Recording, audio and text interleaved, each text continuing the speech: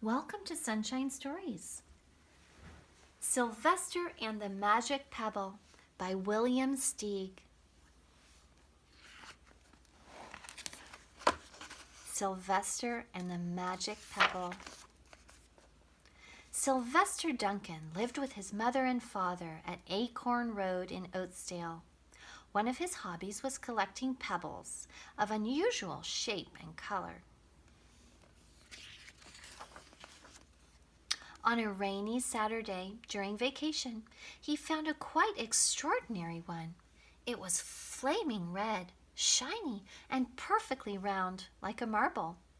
As he was studying this remarkable pebble, he began to shiver, probably from excitement, and the rain felt cold on his back. "I wish it would stop raining," he said. To his great surprise, the rain stopped. It didn't stop gradually as rains usually do. It ceased. The drops vanished on the way down. The clouds disappeared, everything was dry, and the sun was shining as if rain had never existed. In all his young life, Sylvester had never had a wish gratified so quickly. It struck him that magic must be at work, and he guessed that the magic must be in the remarkable-looking red pebble, where indeed it was.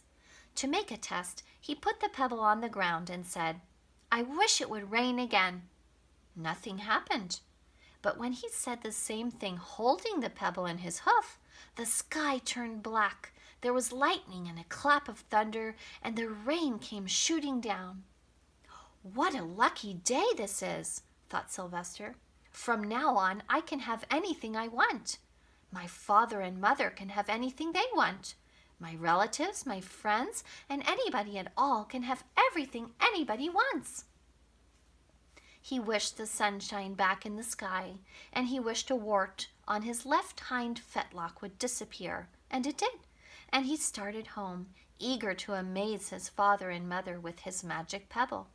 He could hardly wait to see their faces. Maybe they wouldn't even believe him at first.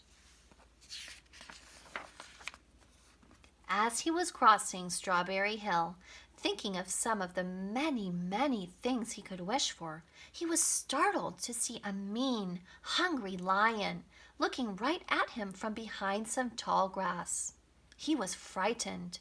If he hadn't been so frightened, he could have made the lion disappear, or he could have wished himself safe at home with his father and mother. He could have wished the lion would turn into a butterfly or a daisy or a gnat. He could have wished many things, but he panicked and couldn't think carefully. "I wish I were a rock," he said, and he became a rock.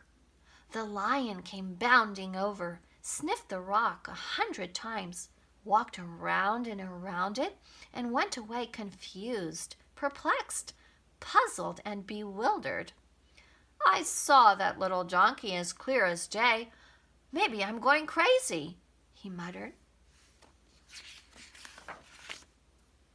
And there was Sylvester, a rock on Strawberry Hill, with the magic pebble lying right beside him on the ground, and he was unable to pick it up.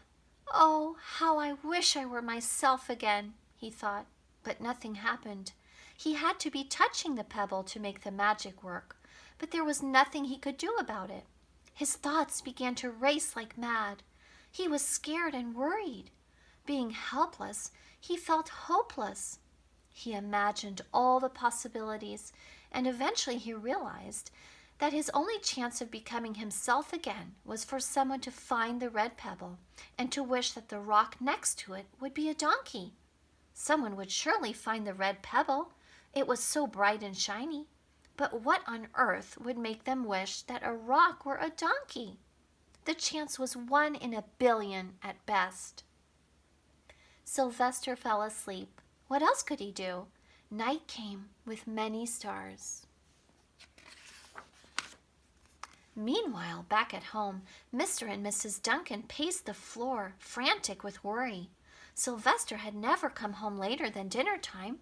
Where could he be? They stayed up all night wondering what had happened, expecting that Sylvester would surely turn up by morning. But he didn't, of course. Mrs. Duncan cried a lot, and Mr. Duncan did his best to soothe her. Both longed to have their dear son with them. "I will never scold Sylvester again as long as I live," said Mrs. Duncan, "no matter what he does." At dawn, they went about inquiring of all the neighbors. They talked to all the children, the puppies, the kittens, the colts, the piglets. No one had seen Sylvester since the day before yesterday. They went to the police. The police could not find their child. All the dogs in Oatsdale went searching for him. They sniffed behind every rock and tree and blade of grass, into every nook and gully of the neighborhood and beyond, but found not a scent of him. They sniffed the rock on Strawberry Hill, but it smelled like a rock. It didn't smell like Sylvester. After a month of searching the same places over and over again, and inquiring of the same animals over and over again, Mr. and Mrs. Duncan no longer knew what to do. They concluded that something dreadful must have happened, and that they would probably never see their son again, though all the time he was less than a mile away. They tried their best to be happy, to go about their usual ways. But their usual ways included Sylvester, and they were always reminded of him. They were miserable. Life had no meaning for them anymore.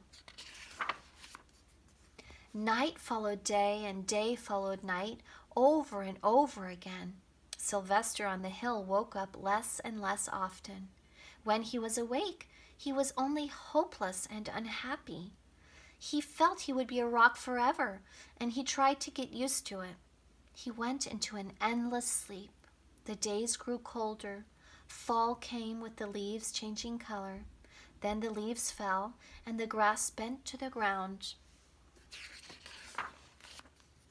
Then it was winter. The winds blew this way and that. It snowed. Mostly the animals stayed indoors, living on the food they had stored up. One day a wolf sat on the rock that was Sylvester and howled because he was hungry. Then the snows melted, the earth warmed up in the spring sun, and things budded. Leaves were on the trees again. Flowers showed their young faces. One day in May, Mr. Duncan insisted that his wife go with him on a picnic. "Let's cheer up," he said. "Let us try to live again and be happy, even though Sylvester, our angel, is no longer with us." They went to Strawberry Hill. Mrs. Duncan sat down on the rock. The warmth of his own mother sitting on him woke Sylvester up from his deep winter sleep. How he wanted to shout, "Mother! Father! It's me, Sylvester! I'm right here!" But he couldn't talk. He had no voice. He was stone dumb. Mr. Duncan walked aimlessly about while Mrs. Duncan set out the picnic food on the rock: alfalfa sandwiches, pickled oats, sassafras salad, timothy compote. Suddenly, Mr. Duncan saw the red pebble. "What a fantastic pebble!" he exclaimed.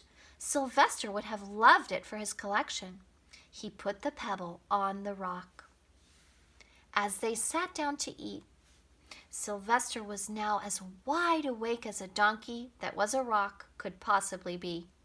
Mrs. Duncan felt some mysterious excitement.